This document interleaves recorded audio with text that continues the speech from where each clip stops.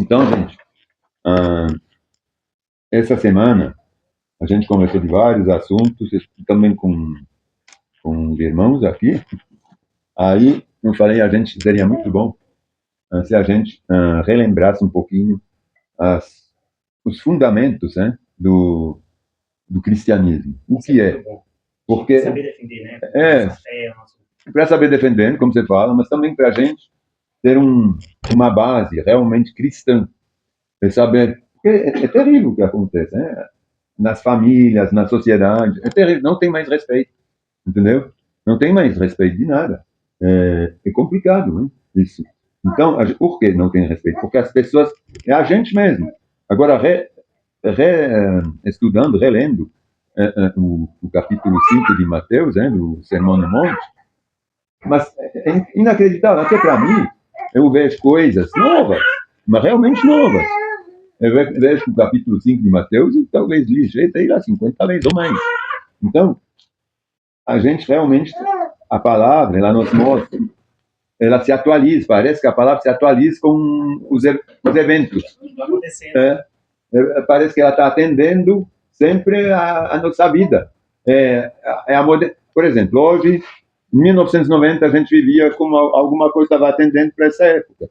Hoje, em 2026, está atendendo para as coisas novas. Então, parece que a palavra é realmente viva. Não parece, a palavra é viva. Ela vive junto com o nosso tempo, junto com o nosso desenvolvimento. Então, é por isso que é muito bom não ficar estagnado em alguma coisa que a gente leu há 10 anos atrás, ou 5 anos atrás, mas reler. O Senhor vai nos falar sempre coisas novas, às vezes não novas, mas atualizadas. É inacreditável, é maravilhoso. Então, eu falei, vamos de novo aprender esses 3 capítulos, né? Vou fazer 3 cultos, um capítulo por domingo, se der para fazer.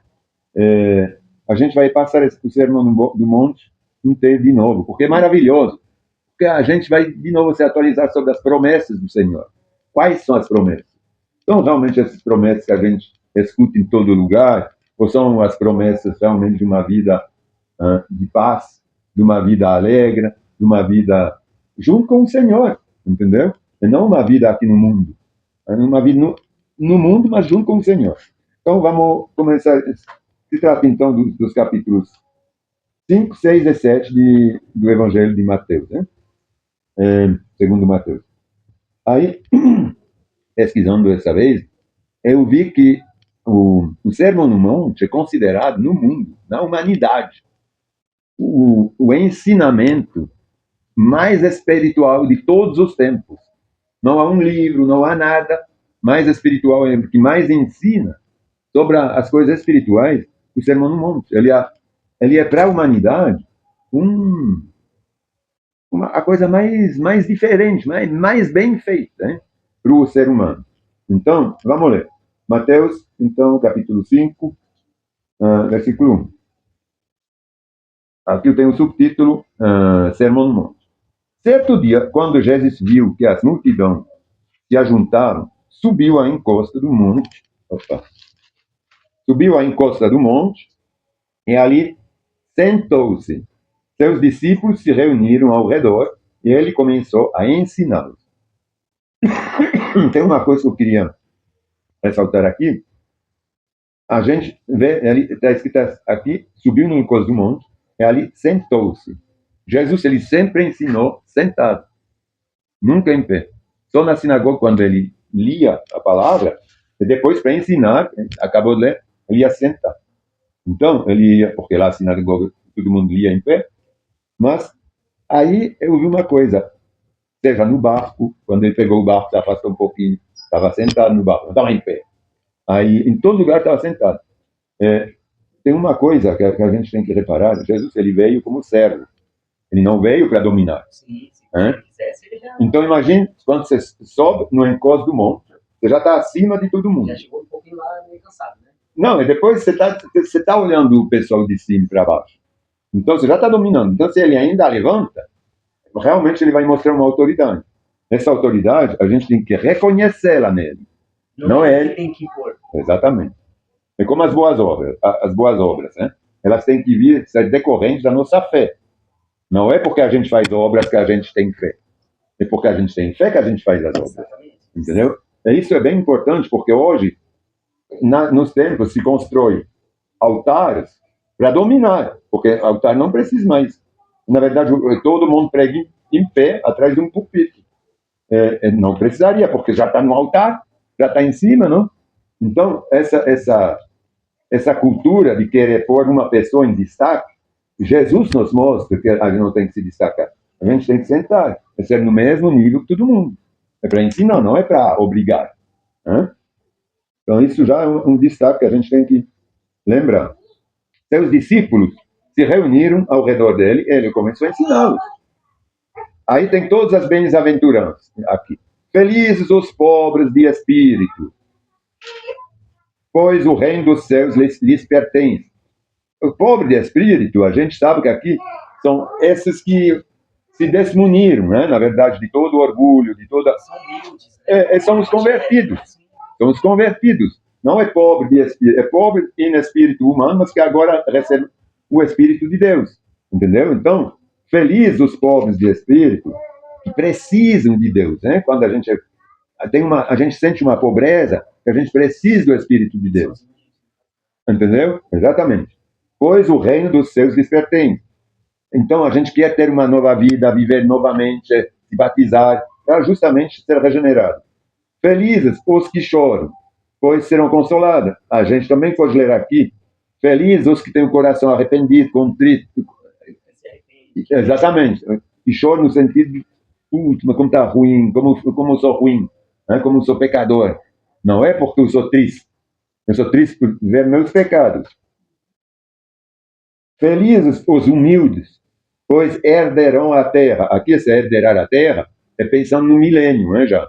Quando o Cristo vai voltar, exatamente, que ele vai reinar na terra. Bom, a gente não vai passar normalmente pelo milênio. A gente vai passar, sim, mas com Cristo. Felizes os que têm fome de sede de justiça, pois serão saciados. Quem tem fome de justiça? Amém, exatamente. O que é a justiça? Tem fome da Bíblia. Hoje a gente poderia falar felizes quem tem fome da palavra. A justiça é a palavra de Deus, né? A conhecer, exatamente, porque a palavra de Deus é a justiça, tudo que é justo, né?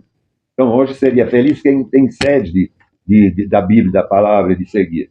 Felizes os misericordiosos, pois serão tratados com misericórdia.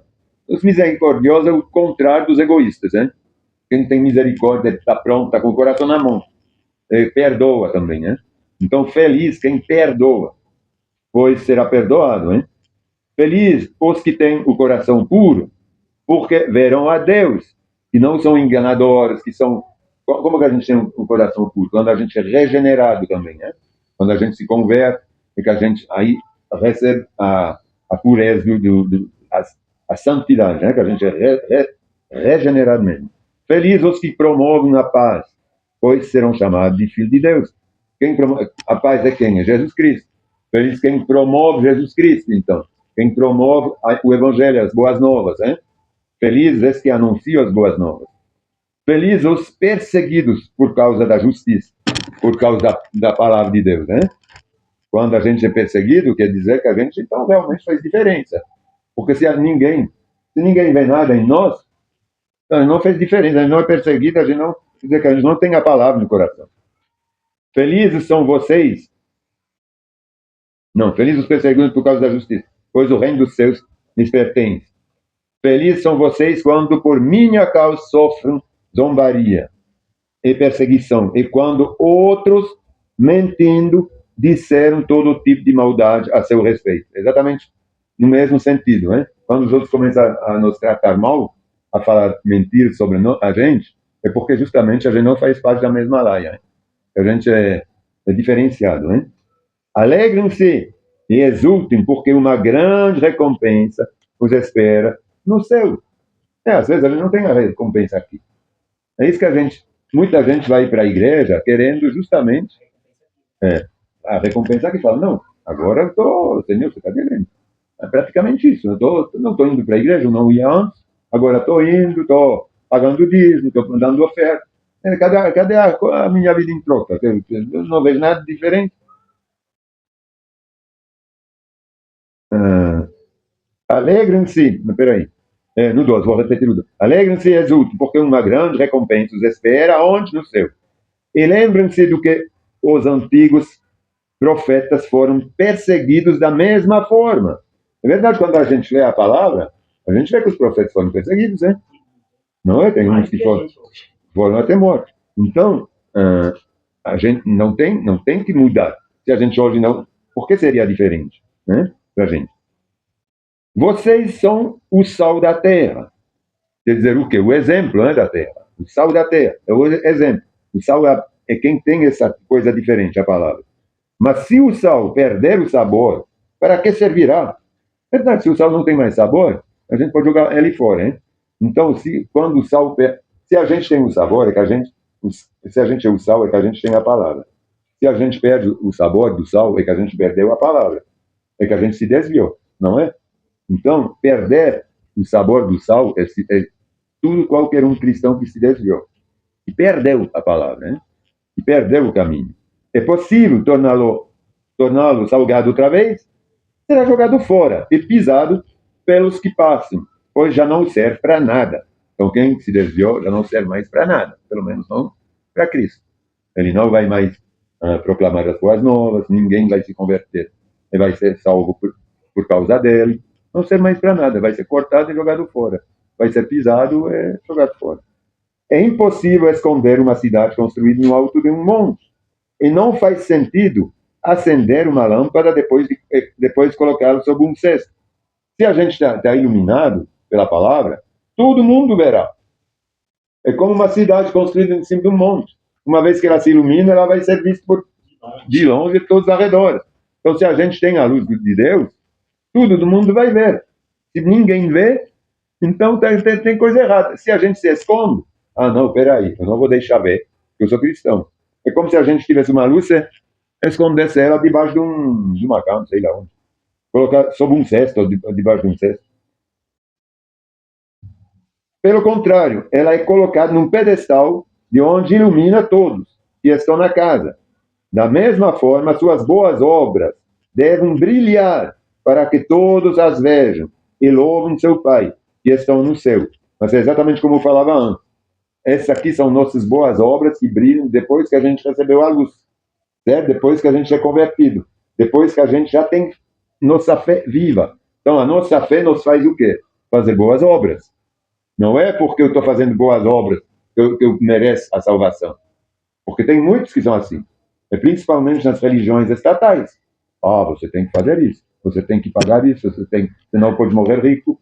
Você tem que participar dessa obra. Assim você vai ter a salvação. Não. É o contrário. Hein? A gente é salvo. É por ser salvo, pela fé que a gente adquire, a gente, obviamente, tem o coração na mão. É misericordioso. Faz boas obras por aí. Vai dar um agasalho quando alguém precisa, como está escrito em Tiago, não é? Porque uma fé sem obras é morta. Então, mas não é o contrário. A obra sem fé também é morta. Então, não adianta ter obra e pensar que ela vai nos dar fé. Ela não nos dá fé. Não pensem, agora eu ensino sobre a lei, hein?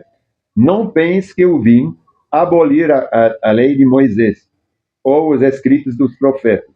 Vim cumpri-los. Isso aqui tem que entender bem. Quando Jesus fala que ele veio cumprir, ele cumpriu a lei. Então, mais para frente está escrito, nenhuma palavra, nenhuma letra vai ser tirada, nenhum jota. Então, por quê? Porque ele cumpriu, ela fica intacta. Porque ele cumpriu, então ele fechou. Mas Jesus, não a gente. A gente não tem capacidade. Entendeu? Exatamente.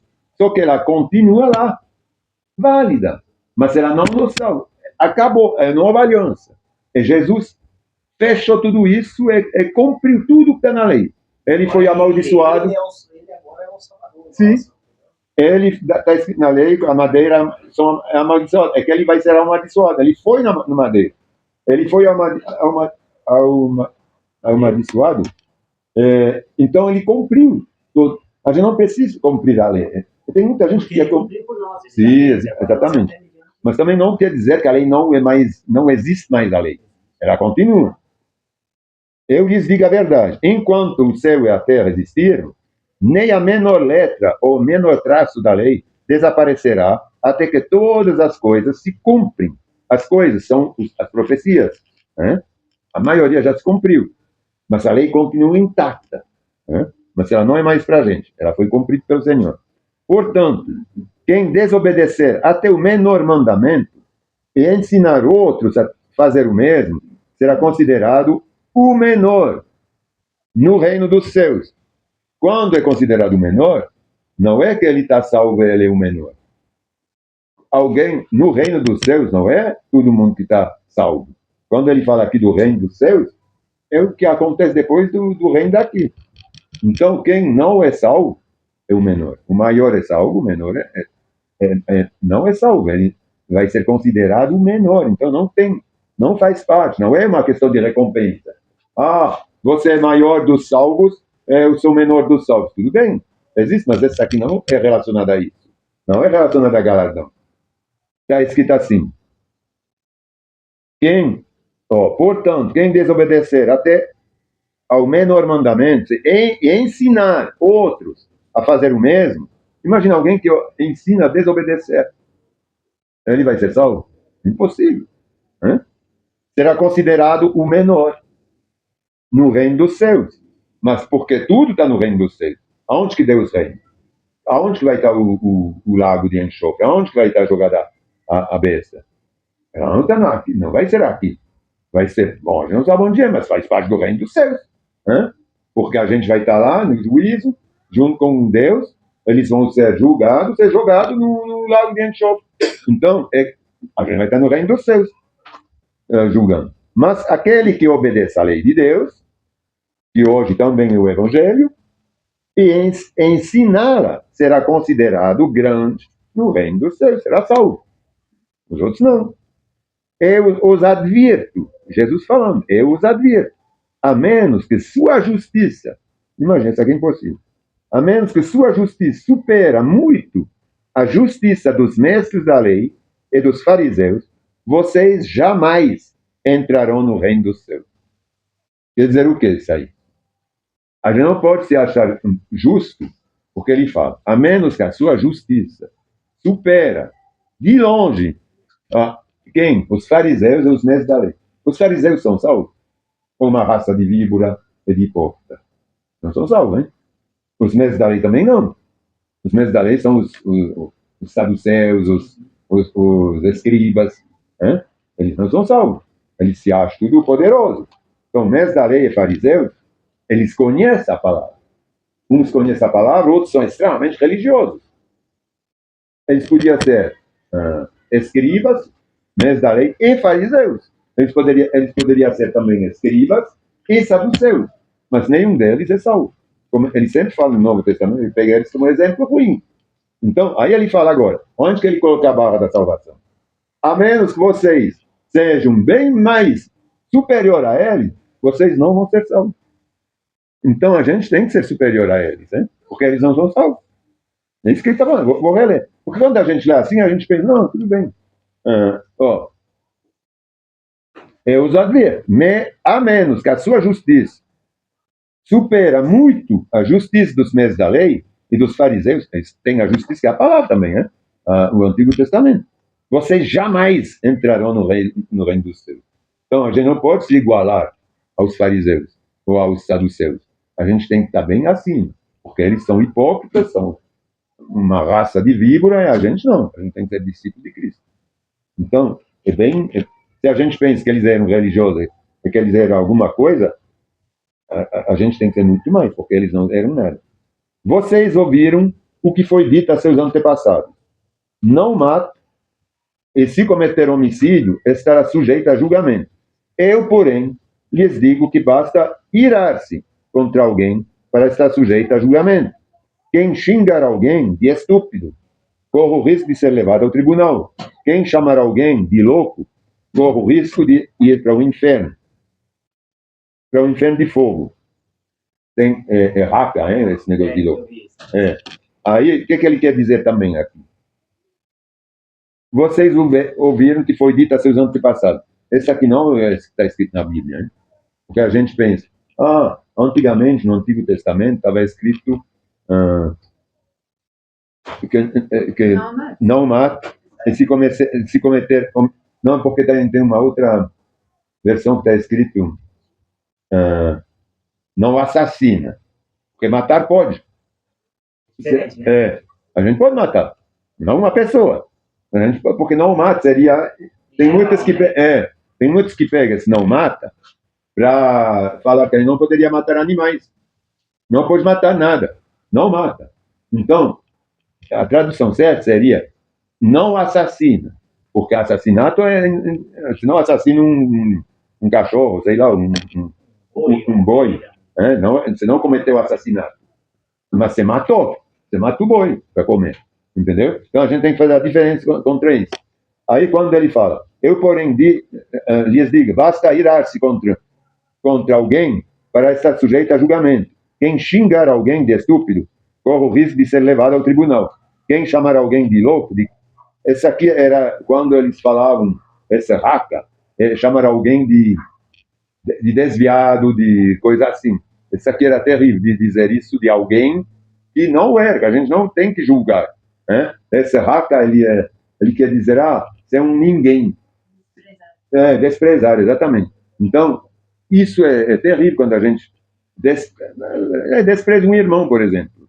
Então, a gente não pode, a gente pode até chamar assim, você vê, a gente vai ir no julgamento, se a gente fala que ele é um idiota, pode até nos levar no tribunal, ou a gente ser julgado como ruim, até por Deus, se a gente não se arrepende. Mas de desprezar mesmo, de tratar como um Zé Ninguém, isso aqui é terrível, porque é um ser humano. A gente sempre tem que tomar cuidado de julgar não a pessoa, isso aqui é muito importante, não julgar as pessoas, mas de julgar o que eles falam, o que eles fazem.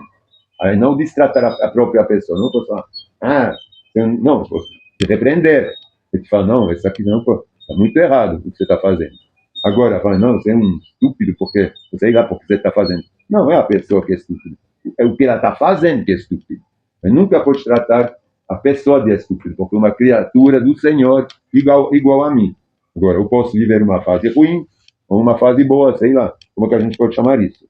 Mas é muito diferente, porque senão a gente, quando eu estou desprezando alguém, está nascendo alguma coisa no meu coração, uma mágoa, contra a pessoa. Se eu estou pensando, não, essa pessoa está fazendo coisa ruim, por quê? Porque o capeta está ouvindo o capeta está falando para ela. Então, mas essa pessoa em si, ela precisa ser salva. Então, é assim que a gente consegue orar por nossos inimigos, por exemplo. Se não, se a gente trata todo mundo mal, pensa que essa pessoa não presta, a pessoa não presta, a gente fala muito feio, né? Essa aqui não presta. Mas a gente não deveria falar isso. É isso que ele está falando aqui, é desprezar a pessoa. Não, o que essa pessoa faz sei lá como que a gente pode falar isso, mas é muito mais fácil falar, ela não presta, né? É isso, exatamente isso que está falando aqui. A gente não deveria dizer, essa aqui não tem jeito. A gente fala isso, não tem? Mas a gente tem que pensar que a pessoa sempre tem jeito. Talvez não com a gente pode até deixar de lado a pessoa. Talvez vai ter jeito com outra pessoa. Eu não sou obrigado de ficar com uma pessoa que está fazendo coisa ruim, porque eu acho que a pessoa ela é boa em si, na essência. Não, aí, não, me desculpa, mas até você mudar, eu não vou ficar na tua companhia. Mas não é por isso que eu estou destratando. É como, por exemplo, isso aqui é muito nas famílias. Por exemplo, se o nosso pai, nossa mãe, não está dando um bom exemplo, está se drogando, sei lá o quê. Tem muito isso, hoje em dia. Então, a gente tem que continuar respeitando. Porque é a pessoa, na essência de nosso pai e nossa mãe. Agora, a gente não é obrigado de estar junto depois que uma vez a gente está crescido, certo? É nesse sentido. Mas que eles têm que sentir que estão fazendo coisa errada, tem que sentir. Portanto, se você estiver apresentando uma oferta no altar do templo, claro que lá era ainda no altar, porque eles viviam o Antigo Testamento ainda, né? Cristo não tinha sido crucificado. Portanto, se você estiver apresentando uma oferta no altar do templo, e se lembrar de que alguém tem algo contra você, deixe sua oferta ali no altar, vá, reconcilia-se com a pessoa e então volte e apresente sua oferta. Claro que hoje em dia seria, se alguém quer se converter ao Senhor, mudar de vida, ser regenerado, tem alguma coisa contra, algum rancor, ou sabe que tal outra pessoa tem um rancor contra você, por algum motivo que a gente fez, então deixe de te batizar, por exemplo. Esse aqui eu falava antes dos batismos, vocês têm alguma coisa para corrigir, para acertar, vai acertando. Porque o Espírito Santo vai te mostrar o que precisa ser acertado, o que não dá mais, o que não precisa. Mas, então, deixa a tua oferta, quer dizer, deixa o teu corpo espiritual, né? Que a gente é a oferta hoje. Nós mesmos somos a oferta. Vamos se reconciliar ou tentar falar, pregar as boas novas, falar, oh, agora mudei de vida, meu avô quer mudar de vida, eu quero que você me perdoa, por favor, eu te peço perdão. É melhor pedir perdão que pedir perdão. Quer dizer, pedir perdão pelo que a gente faz, que pedir que o outro nos perdoa. Isso aqui é problema deles, isso é na verdade. Porque muitas vezes a gente fala, me perdoa, mas a gente não pede perdão. É bem diferente. Você vai numa pessoa, você fala, você tem que se humilhar, eu te peço perdão, eu fui ruim. Você vai na pessoa e te fala, você me perdoa, hein? Então você não se arrepende do que você fez. Você quer que o outro te perdoe, mas sem se arrepender mesmo. Então, pedir perdão é uma coisa. A gente pede perdão do outro, né? A gente não. Vocês entenderam, não sei bem como. Vocês entenderam. Porque quando é o outro que tem que nos perdoar, que a gente não se humilia, aí eu acho que não é válido. Então é isso, deixar nossa oferta, hein? Vamos ficar lá. No 25 agora. Quando vocês e seu adversário se estiveram a caminho do tribunal, acertam logo suas diferenças. Do contrário, pode ser que o acusador o entregue ao juiz, o juiz a um oficial, e você será lançado na prisão. É verdade. Eu lhes digo a verdade. Você não será solto enquanto não tiver pago até o último centavo. Essa aqui, se a gente tem que. Claro que se refere na vida prática, né? É verdade. Se a gente for ainda pedir o perdão, ou pedir perdão, melhor dizendo, para a pessoa, às vezes a gente pede perdão sabendo que, na verdade, aos nossos olhos, a gente pensa às vezes que a gente não estava errado. Mas a gente pode pedir perdão do mesmo jeito. Se você acredita que eu passei dos limites, me perdoa. Então, eu te peço perdão para isso. Talvez ele não vai mais até o fim, né? Você não sabe. Mas é claro que aqui, quando ele fala, você não será solto enquanto não tiver pago até o último centavo, Deus faz questão. É isso que a gente não pensa. Isso, a gente não está. A gente não, que a gente já se converteu. Mas quem não se converteu, ele não está caminhando ao lado de Jesus, ao lado de Deus, indo para o tribunal, indo para o juiz. Né? A gente está caminhando ao lado de Jesus para ir para ser julgado. E no meio do caminho, a gente pode se arrepender dos nossos pecados. Em vez de ser julgado, ele vai ser defendido, né? Exatamente.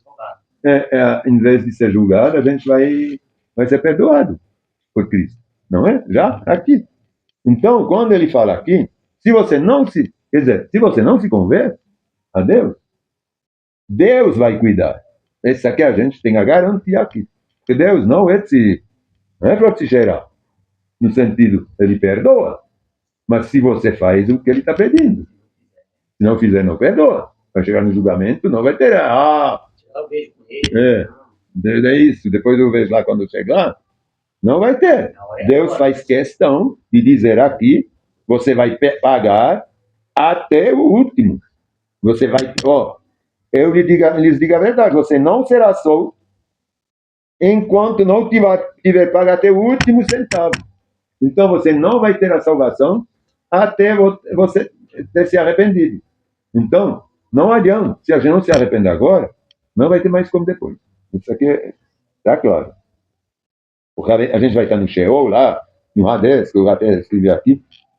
Ali tinha salvação antes, quando no Antigo Testamento. Hoje não tem mais, não, porque a gente vai direto pro paraíso. Quer dizer, direto do lado de Jesus, quando a gente morre como cristão. Senão a gente espera mesmo lá na Guiena, até ter o juízo. Vocês ouviram o que foi dito? Não cometa. Olha como é importante isso. Esse aqui agora a gente tem que ser muito atento. Vocês ouviram que foi dito: não cometa adultério. Eu, porém, lhes digo que quem olhar para uma mulher com cobiça, já cometeu adultério com ela e em seu coração. Ou está escrito em seu coração. Então, não é de olhar para uma mulher. Você olha para você, não tem problema nenhum. Né? Você imaginar coisas. É no coração. É no coração. Está escrito assim. Uma mulher com cobiça, é no coração. Já cometeu adultério com ela e em seu coração. Se o olho direito o leva a pecar, então arranca-o e joga fora. É melhor perder uma parte do corpo e ser todo ele lançado no inferno.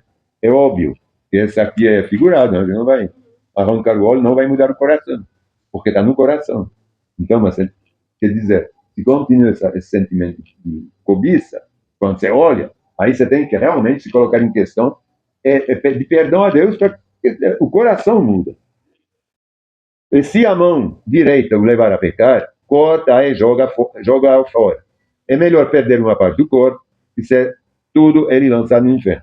Perder uma parte do corpo é perder uma parte da nossa, como a gente pode dizer, nosso prazer, entre aspas. Né? É melhor perder um pouquinho do nosso prazer e perder a nossa vida. Né? Não é? Também lhe foi dito isso. Quem se divorciar da esposa deverá conceder-lhe um certificado de divórcio. Isso é muito importante. Mas é muito importantíssimo, porque está tudo errado nas igrejas hoje. A maioria das igrejas, né, quando estou falando dos templos. Também foi dito, quem se divorciar da esposa deverá conceder-lhe um certificado de divórcio. Eu, porém, lhes digo que quem se divorciar da esposa, exceto por imoralidade, a faz cometer adultério. Por quê? Porque ela vai ter que recasar. A esposa, normalmente, ela não tem fonte de renda. Ela tem os filhos para cuidar. Se um marido, vamos dizer, vou pegar o seu exemplo aqui, se você vai com outra mulher, você vai fazer pecá-la, porque ela vai ter que se recasar com outro. Quem recasa com ela é pecador, porque ninguém deveria casar com uma mulher divorciada. Então, quem vai largar de uma mulher, automaticamente a torna pecadora. Porque ela vai ter que recasar, não vai poder viver sozinha. Ela não vai ser culpada no julgamento. Mas quem recasa com ela vai ser culpado. Isso aqui é para quem é cristão, né? Porque para quem é cristão. É ignorante, não sabe de nada, e aqui quantos cristãos você não vê que separa, que é uma outra mulher? Então, é isso que eu estou falando. Nova, Porque fala, não, porque foi por causa de adultério. Porque está escrito aqui, exceto por uma imoralidade. A faz cometer adultério. E quem se casa com uma mulher divorciada também comete adultério. Então, o problema está escrito aqui. Não, ela cometeu adultério. Então, você tem direito de se divorciar. É verdade, pode. Mas aonde está escrito que você pode recasar? Você não pode. Você tem direito de divorciar, mas você não é obrigado. Jesus fala, não, Moisés deu uma carta de divórcio por causa da dureza do seu coração, para ela poder se recasar. Ela nunca vai ser culpada. Só que ele está falando que faz pecá-la, porque o cara que vai casar com ela vai ser acusado. Está aqui. Exceto por faz cometer adultério. O adultério é quando o outro casa, não é quando ela casa. Ela vai casar. Mas é quando o adultério ele acontece quando o outro casa, porque ele casa com uma mulher divorciada. Ele nunca poderia. Nunca poderia. E quem se casa com uma mulher divorciada também comete adultério. Então, os dois estão em adultério. Só que a mulher, ela não vai ser incriminada. Porque a gente vê em vários outros lugares. Eu vou ler aqui depois. Porque a mulher, ela foi largada pelo marido em primeiro. Entendeu? Então, ela não... Claro que se ela traiu, obviamente que ela vai ser julgada. Ela tem jeito. Agora, muitas vezes ela não... motivo, né? Muitas vezes ela não traiu. Entendeu? Porque a carta de Moisés, ela foi feita para os caras poderem, na verdade, se recasar com mais novas. A verdade é essa. Quando eles não gostavam mais da mulher, eles trocavam e davam uma carta de divórcio para a mulher poder se divorciar. Só que Jesus está falando agora que não dá. Isso não é possível. Então, ou a gente vive no Antigo Testamento, tem 5, 6 mulheres, até, né? Como eles tinham, às vezes, concubinas e tudo, ou a gente vive na Nova Aliança. É impossível. Então, vamos supor, divorciar não entra em cogitação. Você não desfaz o que Deus uniu. Pronto, acabou. Casado, está casado. Agora, tudo bem, você não está com Deus. Quem foi casado antes de ser cristão, ele se arrependeu depois, Não tudo só bem. casamento, mas quem pecou, cometeu homicídios, fez Sim. outras coisas, né? Aí a partir do momento agora que você é cristão, essas coisas já ficou para trás. Agora, se você Exatamente. voltar, né? Agora, você concorda que se você comete adultério, você não vai ser salvo. Por quê? Porque está escrito em Mateus, eu vou ler lá, eu tinha escrito aqui, Mateus 19, 7 a 9. Mateus 19, um pouquinho mais para frente. Porque isso é muito mal interpretado. Hoje, quantos pastores eminentes são casados com um jovem, né? Que já largaram da esposa. A gente vê isso na mídia, né? Então é terrível isso aí. Eles pensam que pode. Não pode. Aí pode se arrepender. Nessa condição, é impossível eles ser salvos.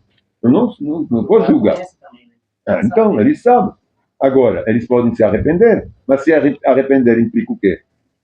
Largar da atual esposa. Ah, tudo bem, não devia recasar. Tá certo. Então posso me arrepender, mas então tem que largar. Ah, me arrepender, continuo. Eu sou ladrão, mas sou ladrão arrependido, então posso continuar a roubar. Não, tem que parar. Então, está em adultério. Quando Deus também falou, quando o povo voltou do exílio, que eles se casaram com as mulheres, não sei se era. Não sei de qual nação que era, que Deus não queria também, e eles não conseguiam provar que eles eram do povo de Israel, porque tinha um censo, tinha um nome de todo mundo. Era os homens mandar as mulheres tudo embora com os filhos, seria, né? Que... Então, exatamente, tem que largar do relacionamento. Porque é como ladrão, ele tem que parar de roubar, ele tem que devolver.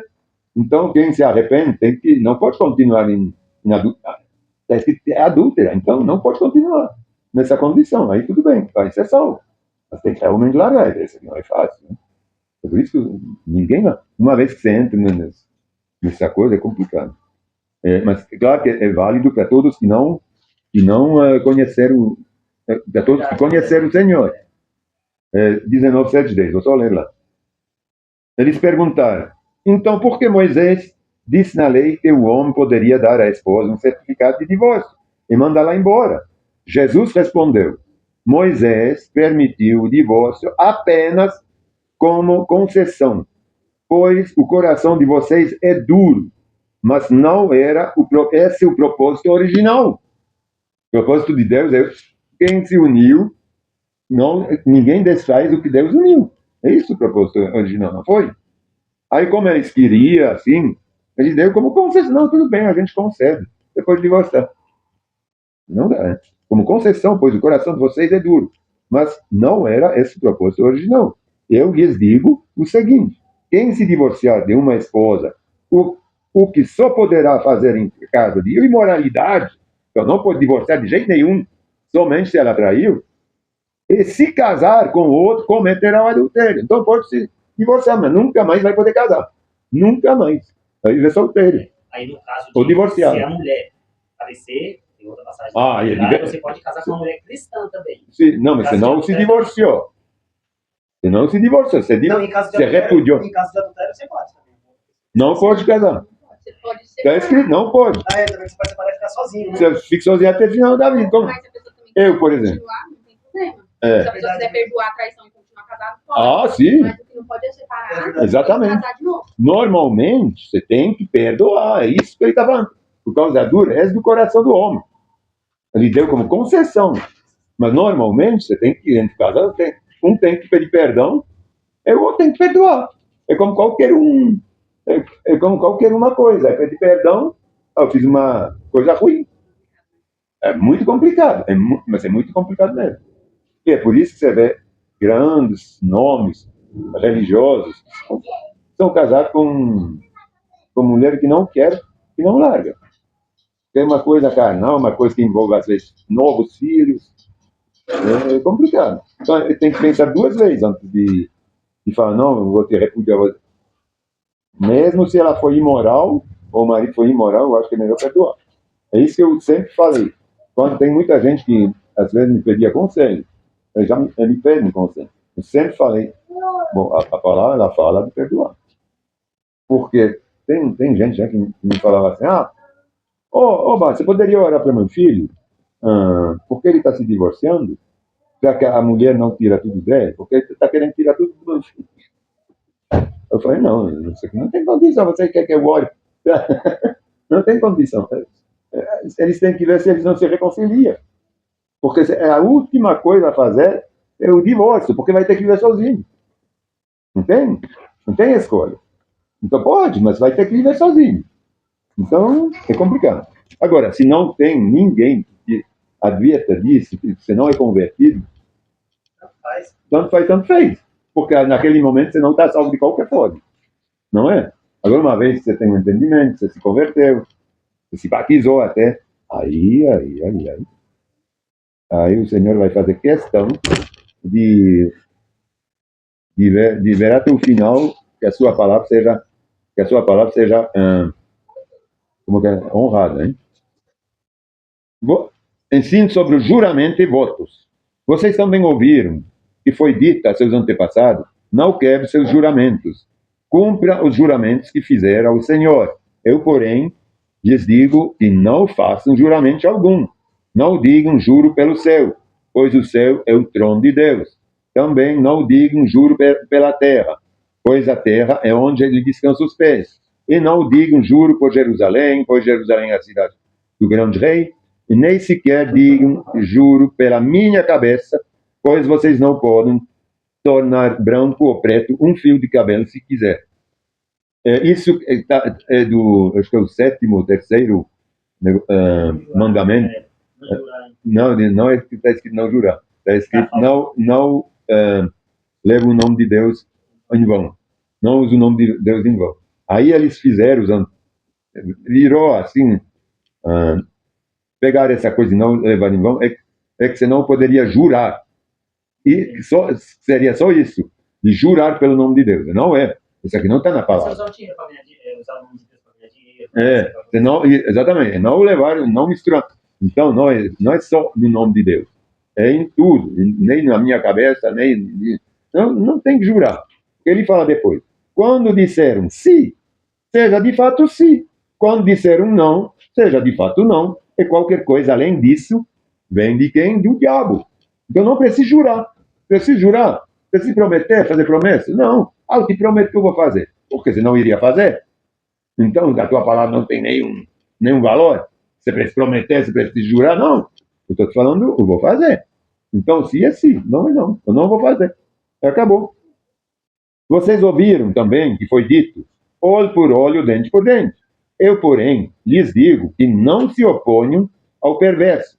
Se alguém lhe der um tapa na face direita, oferece também a outra face. Essa aqui é muito interessante, né? Mas também é figurado. Logicamente que ninguém vai oferecer, quando a gente recebe um tapa aqui, ninguém vai falar, me bata ali. Essa aqui quer dizer, não, a gente vai perdoar. Vai perdoar. Eu vou provar que essa aqui não é de oferecer algo. Essa aqui é maneira de falar. É para perdoar, porque o Senhor, ele... Não, mas isso aqui dá para entender um pouco. Sei lá, de repente alguém te xinga na rua. Sim. Você deixa ele embora. Sim, mas é exatamente isso. Exatamente isso. Agora, se ele me xingar, vou parar o carro, vou xingar ele, vou começar uma briga com ele. Não. Você está entendendo? Exatamente. Então, mas veja, o próprio Senhor, quando ele recebeu um tapa na cara, ele não falou, peraí. Não, me dá desse lado. Se eu falar a verdade. Ele falou, né? Ele perguntou, por que você me bate? Exatamente, ele não falou, me bate mais uma vez. Ele pergunta por que ele foi bate. Essa aqui está exatamente em João 18, eu vou ler. João 18, 22, 23. Não, porque o próprio Jesus Cristo que fala isso, ele comprova depois como que é. Ele fala, não, porque você não tem que você tem que perdoar, mas não é de oferecer. 18, 20, 22, 23. 22, 23. Um dos guardas do templo que estava perto bateu no rosto de Jesus, dizendo: isso é maneira de responder ao sumo sacerdote? Ele tinha respondido. Jesus respondeu: se eu digo algo errado, prove. Já. Até falam, não, peraí. Se eu digo alguma... Mas se digo a verdade, por que você me bate? Ele não fala, não, mas eu digo a verdade. Mas como eu sou um trouxa, eu vou te dar outra vez, me bate mais uma vez. Não. Ele falou a verdade, ele insistiu sobre a verdade. Agora, ele não falou, eu vou me vingar de você. Entendeu? É isso que quer dizer. Não cria mágoa. O guarda bateu nele, mas ele não ficou com mágoa. Ele só falou para ele, peraí, você está me batendo por quê, rapaz? Porque eu disse a verdade, então me prova que eu menti. Aí eu quero saber por que você me bate. Mas ele não criou rancor, ele não falou, eu vou me vingar, hein? Você vai ver quando a gente se cruza na próxima esquina, você vai ver. Então, é isso que quer dizer. Não, você perdoa. Hein? Oferecer a outra forma, não é literal. Como a gente vê que ele não fez. Se você for processado no tribunal, eles tomaram a roupa do corpo, desde que levem também a capa. Se alguém o forçar a caminhar, uma milha com ele, caminha duas. Dê a quem pedir e não volte as costas para a quem quiser tomar emprestado de você. Isso também é importante.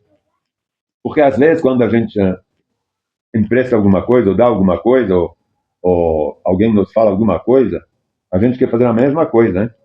Eu vou te levar lá, então. Então não vou processar ele antes de que ele me processe. Então não é o certo, né? A gente viu. Tem que pedir perdão, mesmo se a gente não tá bem culpado, hein? Mas a gente vai tentar se reconciliar. Então é isso que ele fala. Se eles querem levar alguma coisa, então, vê se você fica gentil com a pessoa. Não quer dizer que você tem que dar, se eles querem te tomar a casa, você não vai dar mais uma propriedade. Não é isso. Mas é ser gentil. É quando ele fala, quer levar a tua capa, então dá mais um. Não fica avançoso, fica gentil. Convide na tua casa, vê se você faz um almoço, um jantar. Essa aqui é dar mais a túnica ou a outra coisa. É oferecer alguma coisa em troca para ver se, já que levaram a minha casa, vamos convidá-lo. Vamos tentar consertar as coisas. Vou convidá-lo para jantar. Né? Isso seria dar. Então, dá-lhe mais. Tudo tudo pode se consertar, hein? É nesse sentido. Vocês ouviram o que foi dito? Ame o seu próximo e odeie o seu inimigo. Eu, porém, lhes digo: amem seus inimigos e orem por quem os persegue. Essas coisas não estão escritas na palavra. E quando ele fala, foi dito, é na lei, é nas coisas judaicas, né? São os judeus que falaram, porque em lugar nenhum está escrito, odeie seu inimigo. Não vai encontrar isso em lugar nenhum.